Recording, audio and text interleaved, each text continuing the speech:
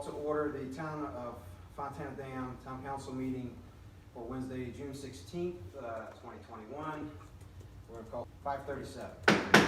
Let's see here. Don't have many people present today for a variety of reasons. Zellery, our town administrator, had an accident earlier this week. She's okay. She's bruised up, banged up, car's totaled. She's doing good just to be here, I think. So any prayers and well wishes would be appreciated for her. Yes. Out there. Jordan was also unable to attend.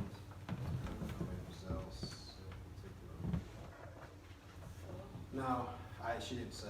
She just said she wouldn't be able to make it. And then with the other situation, our newly appointed town council person,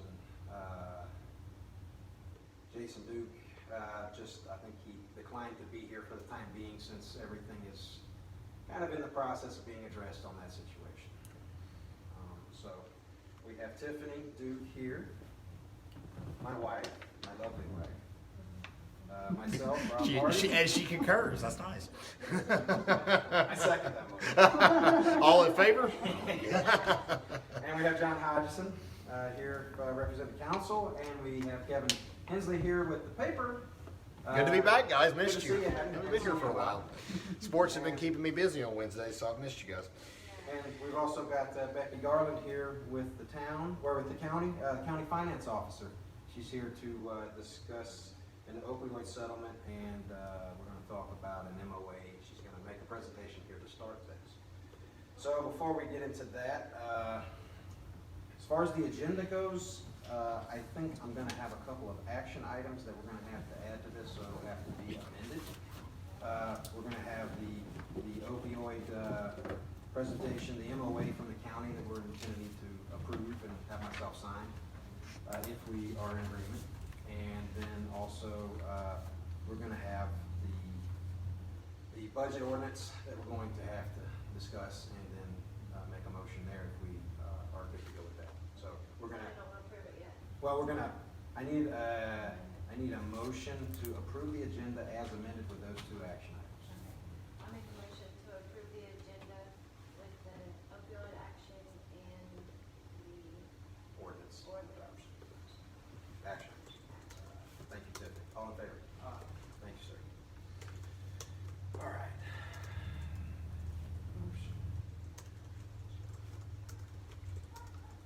So as amended. And I think Willow is public out there, letting us know that she wants to be inside.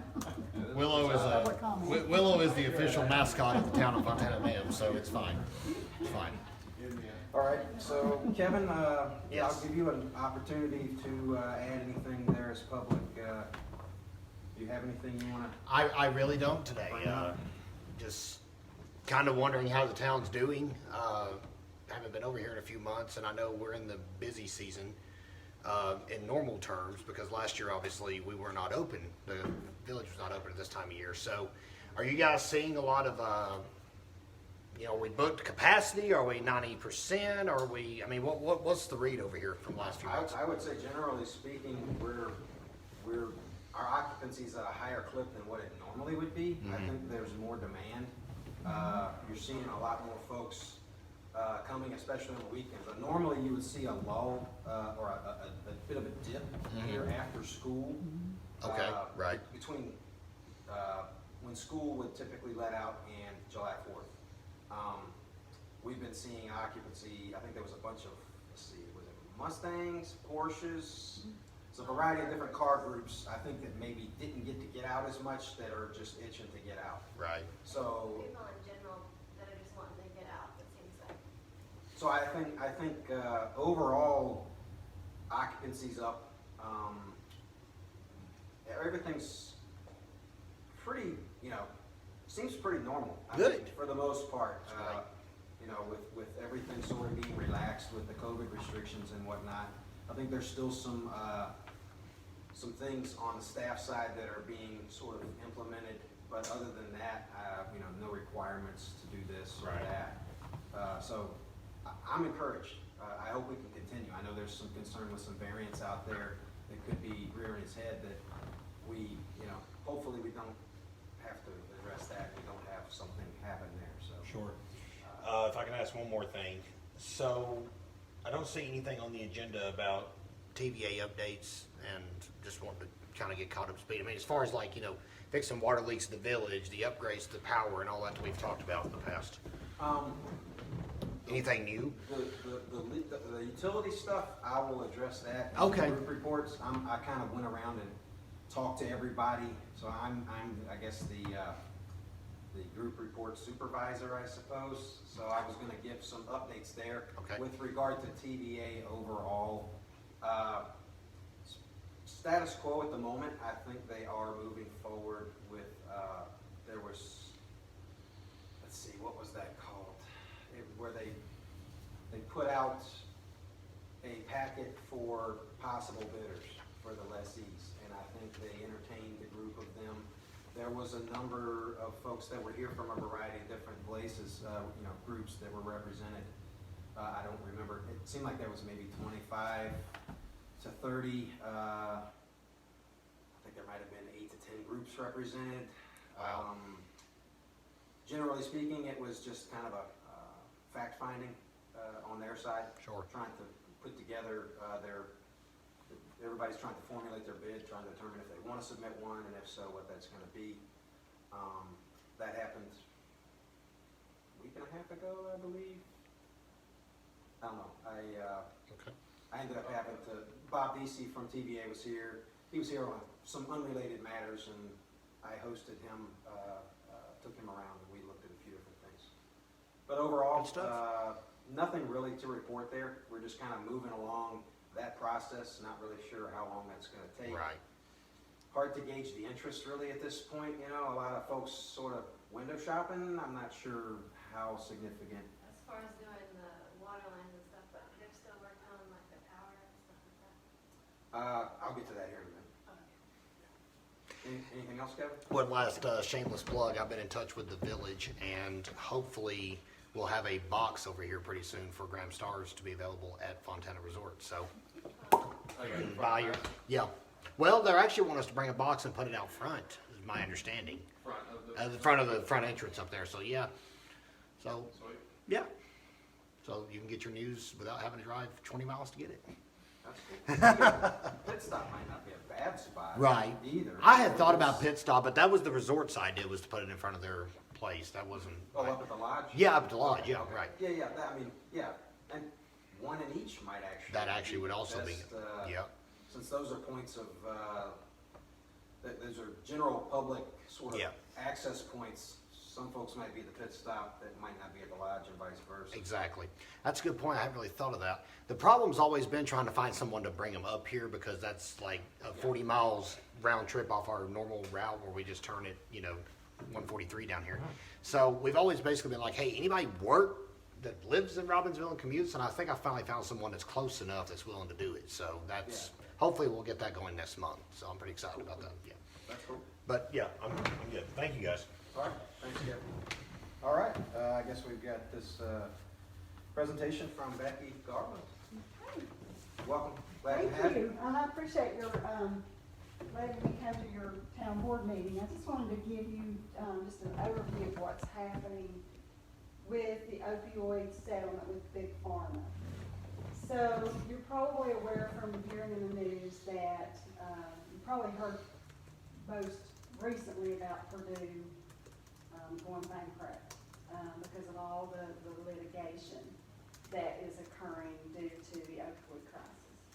And we all know that I call the opioid crisis the other pandemic, because it's kind of been overshadowed by COVID, but it's still very active. If you just go to Robbinsville, you can see and Andrews, you can see the impact that it's having on our communities.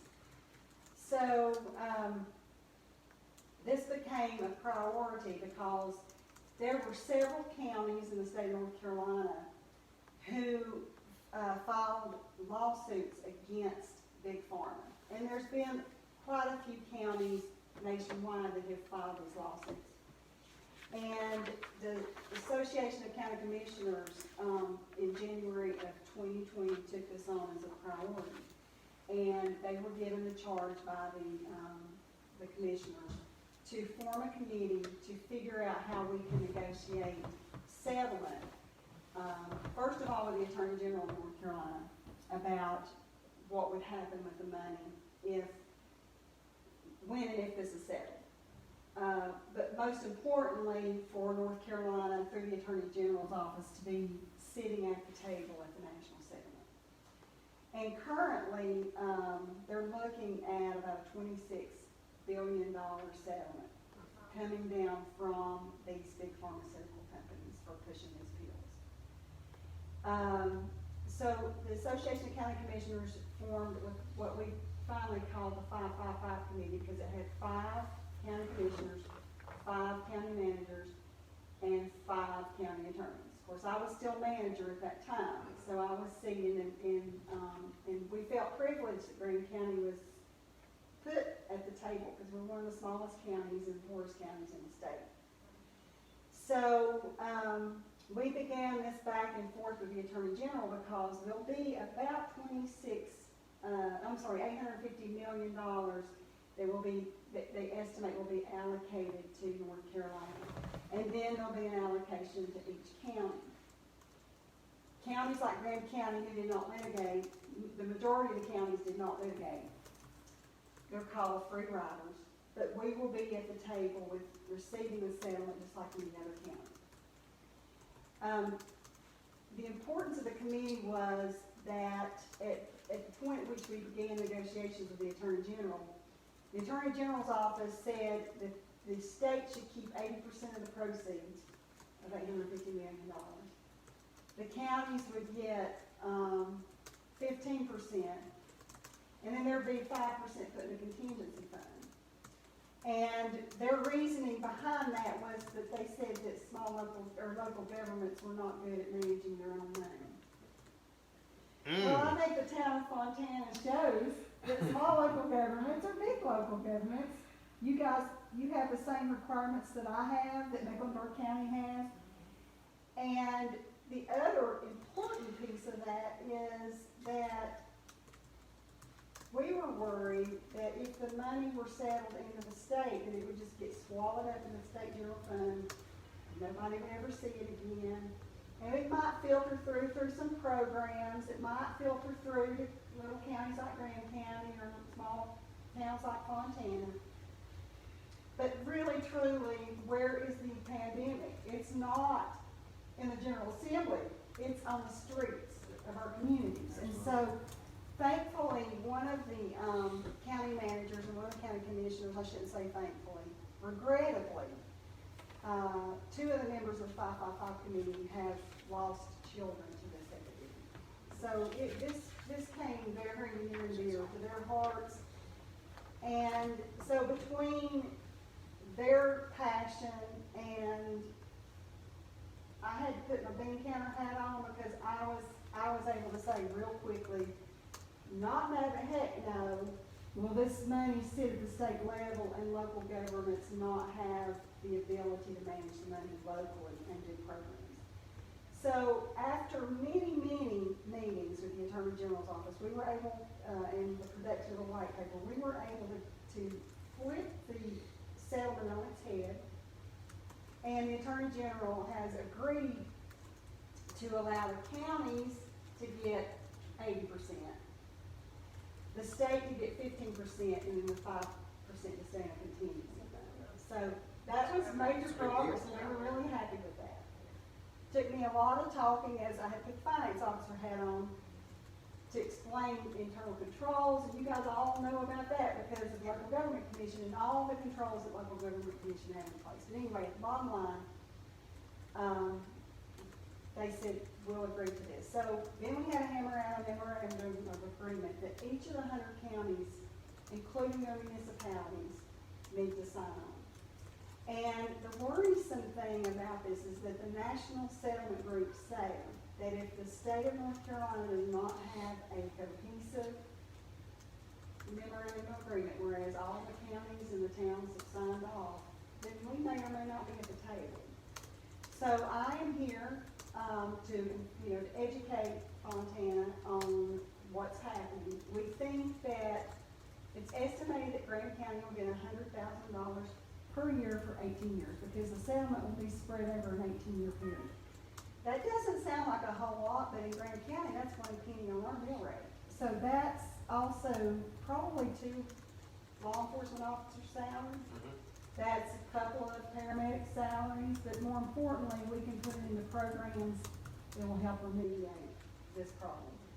And that's the thinking where that money will likely be going, those 3 areas? Yeah, to help with public safety. Now, it will be, and it'll be absolutely restricted. And so we'll probably have a local council.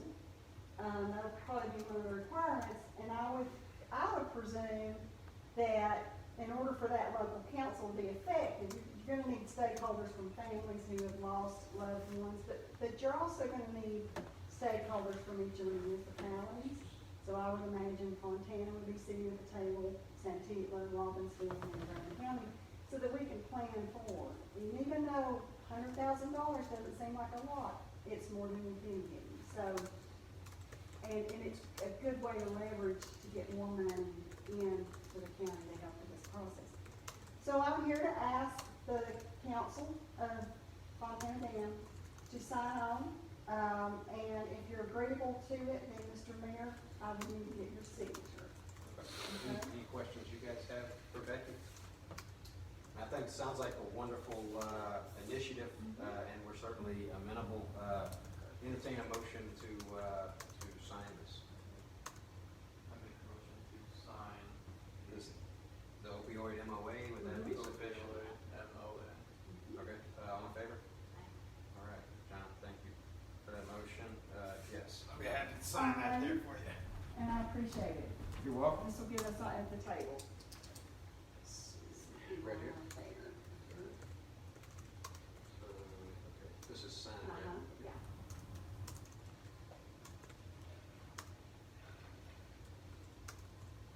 And I'll keep everybody informed on this. Yeah. Okay? Yeah, I'd like I appreciate it. You're very welcome. We appreciate you coming by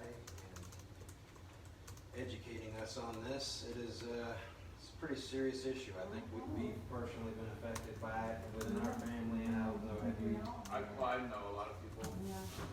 Well, this is like having, home week for me. My uncle is a Fontana man. So I love coming to Fontana. I'm just all in over here, so I just sit right here. Spread it all out. Oh, okay.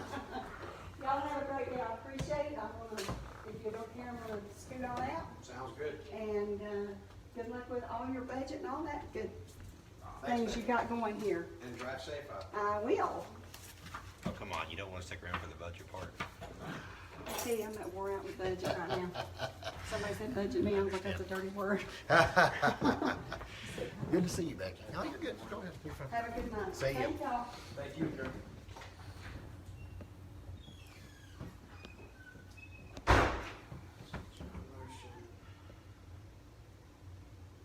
All right, that was some pretty big numbers, 100,000 over. A year for 18 years, that's Yeah. great. Yeah, that's good money. Purdue won bankrupt. I know, and they were making millions, Well, Mhm. I mean, it, but they were obviously doing that. Well, the idea is they're pushing pills that get people on opioids Yeah. after they stop the prescription. yeah, well, there was no, and then that was the thing, didn't seem like, there was a program to get people on it, but there was never really a program to sort of phase folks out of it. I mean, you know, it was almost like it was meant to be, you know, you're gonna be on this prescription in perpetuity, and due to, you might actually have to up your script levels, because, you know, you're gonna have tolerance at that point, so it's not gonna do the same thing, you're gonna need more to do the same thing. And it's So, the same thing with heroin, right? yeah, and then now you've moved to some different things that certainly are, you know, fentanyl's on, that's super concentrated, it's even.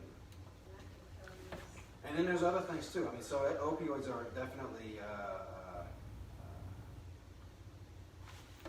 worthwhile place to focus. Unfortunately, there's some other areas that we're going to need to focus on probably as well. moving on to group reports, utilities primarily. I kind of went around and checked with a few different folks on a few different issues, and let's see, starting with wastewater, because that's where most of the news seems to be these days. Dennis said, I guess we had an inspection, it was a couple of weeks ago, we got the report back, no significant issues noted. Obviously, we've got some needs down there that we're gonna need to address. I think the plan of action there is, that's gonna come into focus and become a higher priority here once we can address the flow to the plant. The flow going to the plant, we've been dealing with a number of blockages there, an old line, so we've had limited flow. We're continuing to identify problem areas and repair them as we can. I think there's been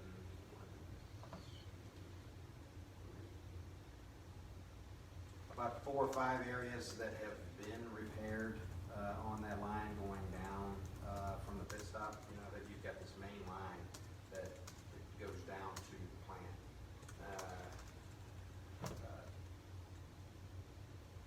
BCS has been helping us with this, with the direction of TBA has basically instructed BCS to resolve the problem, help us resolve the problem, work with us. So Tim's been over here heading up that crew for about 3 weeks. You've probably seen them here and there with the trucks with the flashing lights and whatnot. We've uncovered actually some old manholes that had gotten uncovered, that got covered up through paving along 28. So we've kind of put them back into service, you know, because we need to be able to kind of pop our head, so to speak, into these things and be able to look, you know, take the camera and look around and look for blockages and whatnot. So we're making headway there. I think there's hope that maybe tomorrow we can, we may, you know, address the bulk of the issues. There's a couple spots we can't really see yet, so that's why I say hopefully, because if you have some multiple blockages, sometimes you can't, you can only see as far as you can access. So, moving forward there, like I said, if we can address those flow issues, then we can start to address some issues within the plant that have been identified. I think a new blower is needed.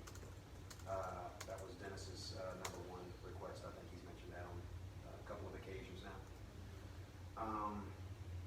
Everything's flowing reasonably well at the plant, I believe. There was a kind of a brief interruption there that has been resolved. So, pretty good there. We had Tim from Rural Water come in, or not, Troy from Rural Water come in once again.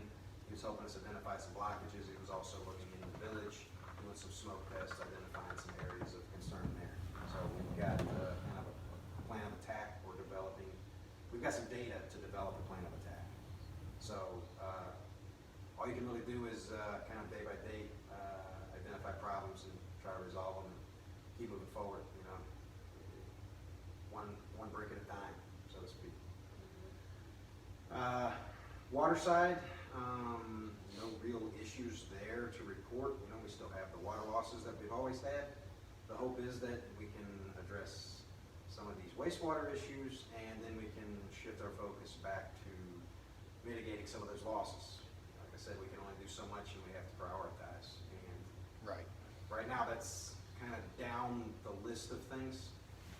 But we feel like we're moving forward. We feel like we've got a line on, I think, this representative of Rural Water has told us he could potentially work with us, and we may have to utilize the county perhaps. Should have actually talked to Becky about that, but probably more of a one-on-one deal. If the county could, if they could sort of represent our needs on a broader scale at that particular level, we might be able to access some grant funds that way. So we've got a few strategies we're exploring.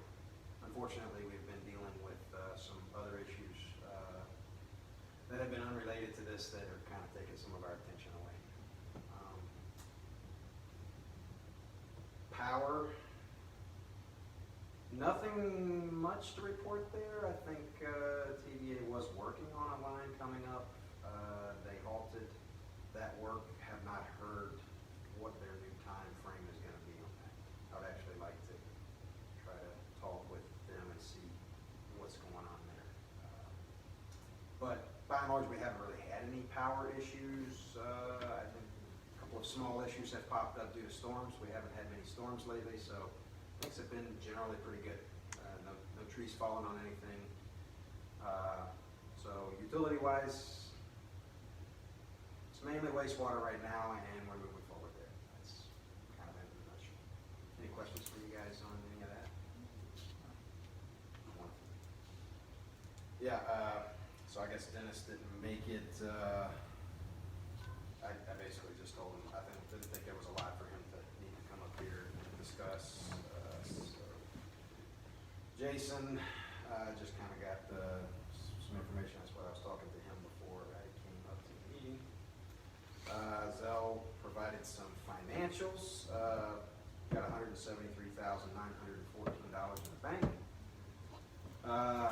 There will likely be some things coming up here shortly. We're going to be looking to maybe spend some money on. I think we've talked about the need for a trash truck. I think that's been brought up.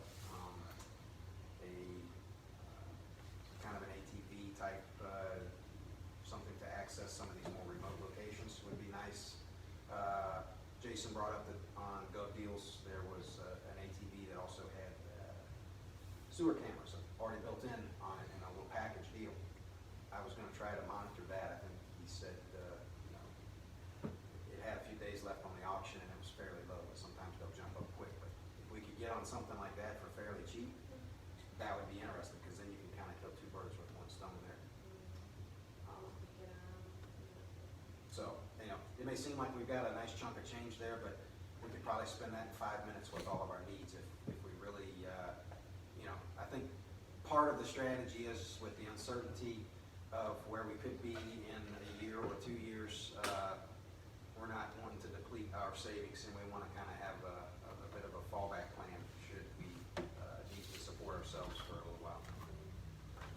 I think the only other discussion item was going to be the budget ordinance. This was a budget ordinance that Zellery worked up and proposed to LGC. They asked to kind of be in the loop with us, especially with COVID and the special circumstances last year, developing budgets. They asked, I guess in mid-May, to have her submit it to them. She submitted this to them. They thought it looked, it was to their liking, and they didn't really have too many questions. This is Zell's best guess of where we're going to be spending money. And it's similar to years past, really. It's not a lot has really changed. A lot of what's going on too is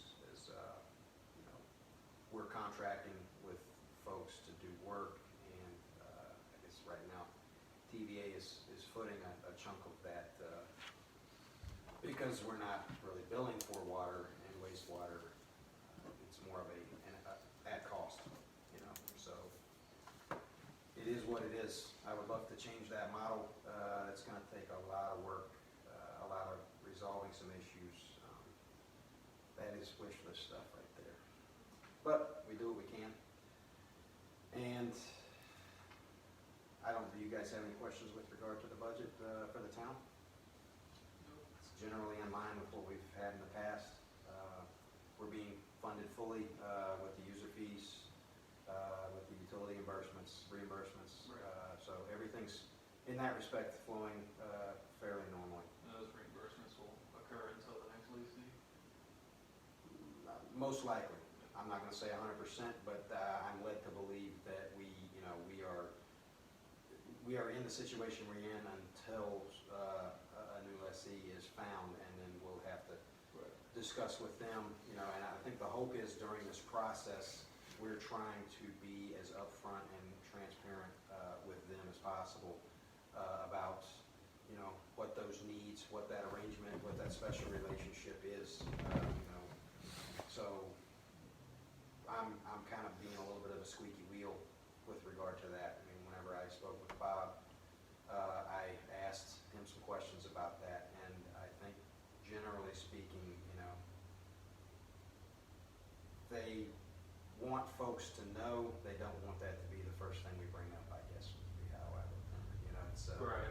it's a point of interest, it's a point of focus, but it is not the main focus, I But suppose. from up at least. Yeah, so I think as they maybe start drilling down and identifying specific lessees, interested lessees, bidders, that have more specific questions, we may entertain meetings with them, and, you know, they can pretty much, you know, I'll answer any question they have as honestly as I can.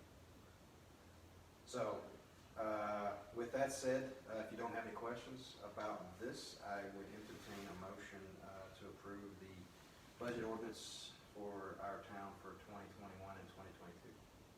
I make a motion to approve the budget ordinance for 2021 and 2022. Thank you, Tiffany. All in favor? Aye. All right.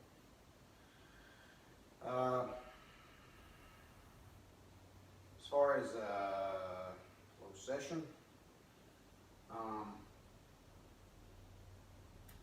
I don't know if you want to go, if either of you guys have I think we're gonna have a meeting tomorrow, so I don't know if you have any questions about what's going on, about what we're gonna do about it, a closed session would be the time to discuss that, or, you know, if you're gonna lean on mine and Zell's discretion, then, you know, you can Well, we wouldn't have any action items from the closed session, would we? probably not, I mean, so, Well, in that case, talk to the admin, sure. because we're not gonna really have any points, you know, to kind of. I think at this point, it's still kind of early in terms, there's some things that I want to kind of see how they play out, you know, before I really develop so, Yeah. Okay. Yeah. Sounds good. Is there anything else you guys want to discuss, or any action items that we need to address? All right, Kevin, anything else to add? I'm good. Thank you. All right, with that, we're going to adjourn our town council meeting for this month. Oh, sorry, one more thing. Sorry. So, we are going to, we've approved this budget ordinance. We're going to be putting it in the paper. We're going to have another meeting. And I think we were talking, well, to I guess, formally adopt it, because it has to be, the public has to have Right. access to it. So, and for, I think it's a 10-day period, I believe. So we are going to need to have another meeting, and we were thinking essentially 2 weeks, the 30th, which would be the last day at the same time, a Wednesday at 5:30 again. You got something going on? Well, I guess I don't have to be there though. well, if as long as Jordan can be here, then it's not paramount. So June 30th at 5:30. Yeah, that was all, it's just. Should work for me. Okay. Well, we'll just go with that then. We're gonna, what's the word? I look like an idiot. No, we're not gonna adjourn. We're gonna, Continue. yeah, we're gonna continue. Yeah. Yeah. Or recess, I suppose, yeah. I mean, you could call it that, yeah. Yeah. The meeting's not technically Yeah. over. Correct. It will be finished on June 30th, yeah. So recess would be a temporary, so we're gonna continue, we're gonna recess and continue this meeting until Wednesday, June 30th at 5:30. Wait, All right, and that was, recess 6:11.